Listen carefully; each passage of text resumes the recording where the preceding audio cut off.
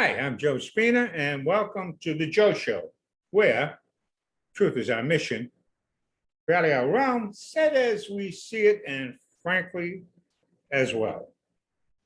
Throughout history, there's been a myriad of extraordinary women on the world stage, and what stellar performances they've given. Even enticed Adam to bite into an apple, and all hell broke loose. Delilah cut Samson's hair, or gave him a haircut. Jezebel, a Phoenician princess who married Ahab, king of Israel, wasn't too fond of the Hebrew god Yahweh, and by all means possible, hook, crook, and whatever, she tried to oppose her cult of Baal on the Israeli kingdom. Didn't work out too well. They didn't particularly like the idea, so they threw her out the window.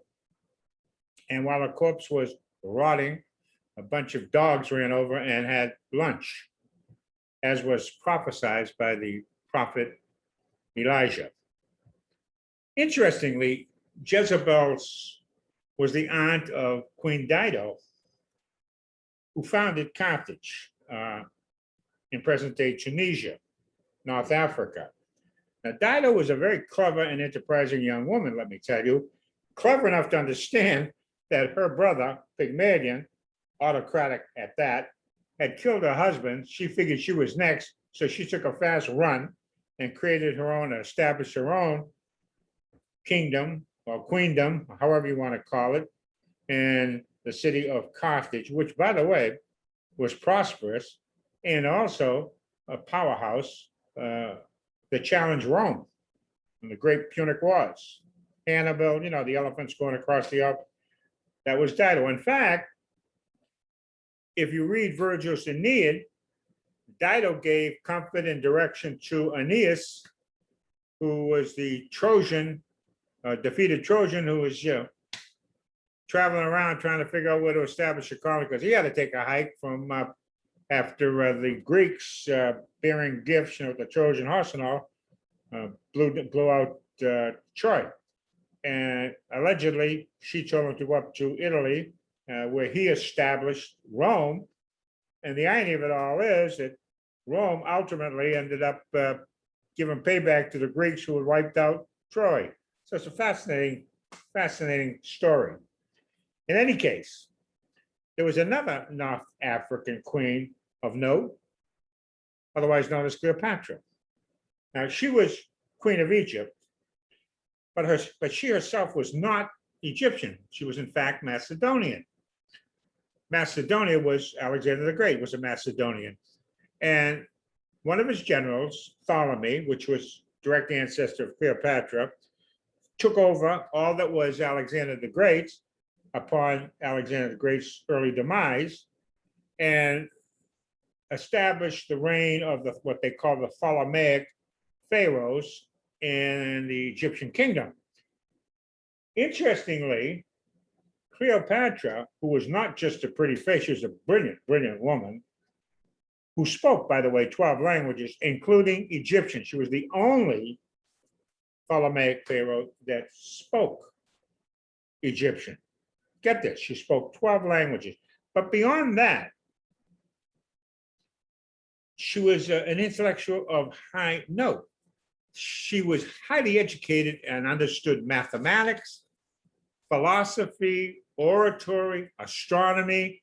I mean, she was very well rounded, and she elevated an appreciation for scholarship. She elevated in the social ranks of the Egyptian society and thoroughly enjoyed their company. Now, parlay that with the fact that she was the richest person in the world at that time. She was the Jeff Bezos and the Elon Musk of her time. And she knew how to make an entrance. I mean, Elizabeth Taylor could have learned a lot from Cleopatra about stagecraft. I'll give you an example of that in a moment. She considered herself a living god. And frankly, because of her great wealth, Julius Caesar and Mark Antony both vied for her attention. She ultimately married Mark Antony upon the assassination of Julius Caesar. And the reason why she hooked up with with Julius and Mark, it was a very simple matter. She was competing against her co-pharaohs, her brothers, who were threatening her, and she needed protection, so to speak. And what better way to get protection from the toughest guys in town, which happened to be the Romans, Julius Caesar and Mark Antony.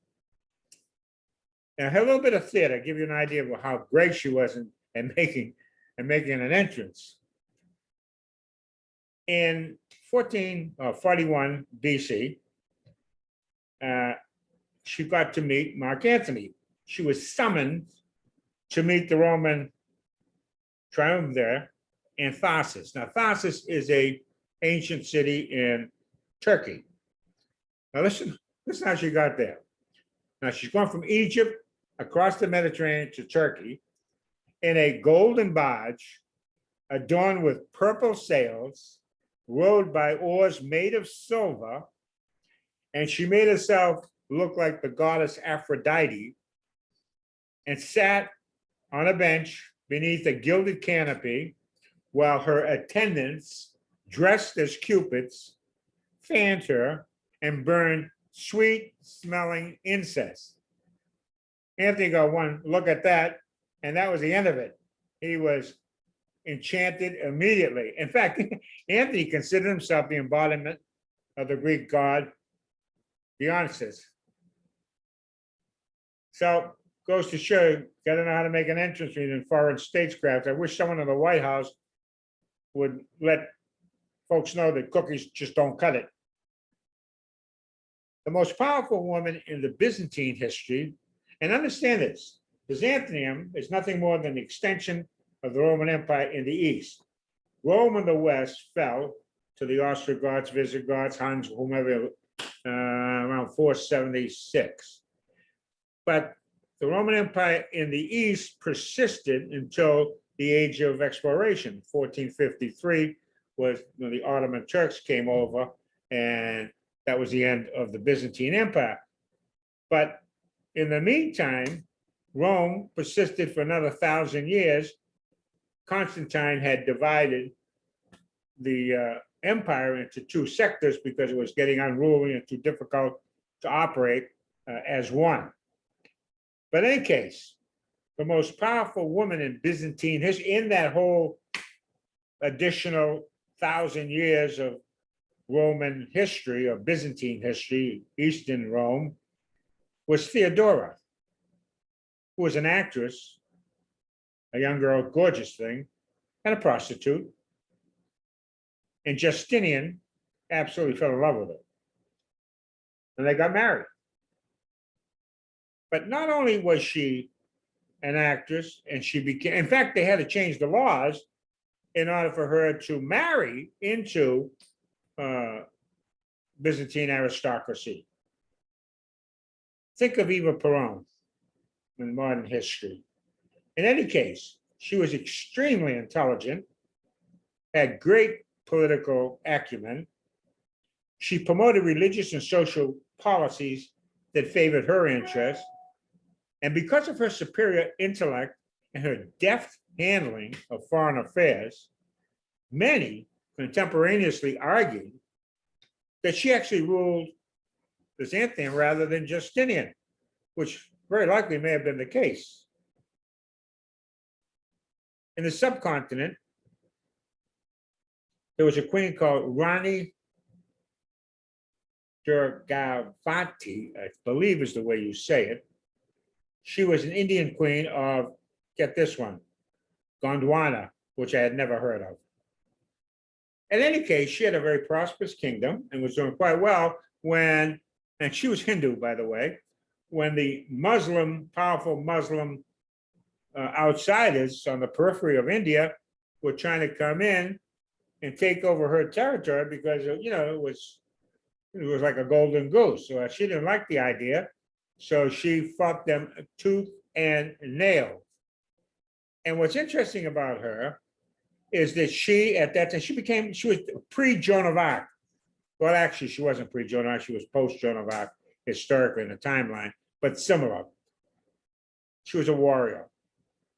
And here's her famous quote. She said, "Better to die respectfully than to live a disgraceful life." She was wounded in battle, not mortally, but wounded and not doing too well. They wanted her to go recover. She had an arrow that passed the neck. She refused, and she refused to surrender. She took a sword and stabbed herself. She was 39. Similarly, in the subcontinent of India, we have, in modern times, we have Indira Gandhi, who was also a Nehru. I believe her mother was a Nehru, related to the Nehru, or Prime Minister Nehru. She became the first female Prime Minister of India, which is a big deal. She likewise died in battle, and I'm using that metaphorically because in 1984, she was assassinated. Interestingly, that's the year that Orwell wrote that would be pivotal in human history, 1984. Great, great novel. Talk about prophecies. From Queen Elizabeth to Queen Victoria to Margaret Thatcher to Queen Elizabeth II, Britain has fielded some spectacular women. Spain had Isabella, who in herself was no slouch. And if it wasn't for her, for Isabella, none of us would be, I wouldn't be doing this and you wouldn't be here, because she's the one that financed Christopher Columbus, who, quote unquote, discovered the New World. And the world was completely different thereafter. Isabella was Europe's first truly great queen. She was a founding member in many ways of a very small club of women whose influence extended far beyond their respective countries. Included in that club of extraordinary women was Elizabeth, or England's Queen Elizabeth and Victoria, along with Russia's Catherine the Great and Maria Theresa of Austria. Women like Golda Meir, Angela Merkel, and Ellen Johnson Sirleaf were all elected in modern times to lead their respective countries. And I believe also the Prime Minister of Iceland, whose name I can't pronounce under any conditions, so we'll let it go at that. What they all had in common was competency, statesmanship. None of them sported pantsuits, told tall tales, giggled, or gave out cookies. Rather, they did the work of serious statecraft. They were and are extraordinary women. I'm happy to say that within your daughters and your granddaughters and my daughters and granddaughters, I see the same stuff that makes for extraordinary women.